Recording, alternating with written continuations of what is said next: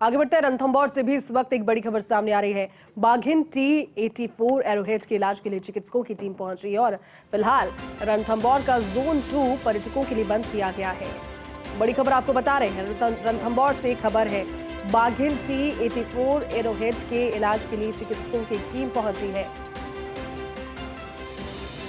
चलिए ज्यादा जानकारी के साथ हमारे साथ एसोसिएट एडिटर निर्मल जी जुड़ चुके हैं। निर्मल जी, एरोहेड 84 के इलाज के लिए चिकित्सकों की टीम पहुंची और बाकायदा जोन 2 को बंद किया गया है अभी टूरिस्ट के लिए, क्या अपडेट इसको लेकर? देखिए जयती, अच्छी बात यह है कि एरोहेड लगातार जीवन से संघर्ष कर रही थी, क्योंकि पिछले दिनों उसकी हालत बहुत खराब थी। बहुत कमजोर हालत में वो अपने तीनों शावकों के साथ दिखाई दे रही थी, और चूंकि वो उसी टेरिटरी में रहती है जोन 2 में, जिसमें उसकी बेटी रिद्धि जोन 1 से जोन 2 का जो क्षेत्र है उसमें रिद्धि भी अपने 3 शावकों के साथ उसमें है। तो ऐसे में ऐसा भी लगता था कभी इनके आपस में संघर्ष ना हो जाए, क्योंकि ऐसी स्थिति में है भी नहीं एरोहेड कि वो इस संघर्ष में अपने आप को बचा भी पाएगी। तो उसका लगातार 2 महीने उसकी मॉनिटरिंग जारी थी, लेकिन जैसे ही अनूप केआर वहां पर फील्ड डायरेक्टर के तौर पर पहुंचे और डॉक्टर रामानंद भाकर डीसीएफ के तौर पर वहां पर पहुंचे, दोनों ने ज्वाइन किया। उसके बाद से दोनों ने जंगल में जाना शुरू किया, लगातार एरोहेड की मॉनिटरिंग बढ़ाई और देखा कि अब वो प्राकृतिक रूप से एरोहेड का इस समय इलाज संभव नहीं है। ऐसे में ये निर्णय लिया गया।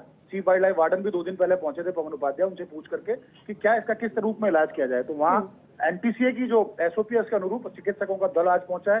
जोन 2 को बंद कर दिया गया पर्यटकों के लिए, ताकि किसी तरह का कोई डिस्टर्बेंस ना हो उसके इलाज में। और अब उसकी चिकित्सकों की टीम उसकी इलाज कर रही है और उसको इंजेक्शन से जो जिससे ट्रैंक्विलाइज गन जो होती है उसी में इंजेक्शन लगाकर उसको दिया गया एंटीबायोटिक का।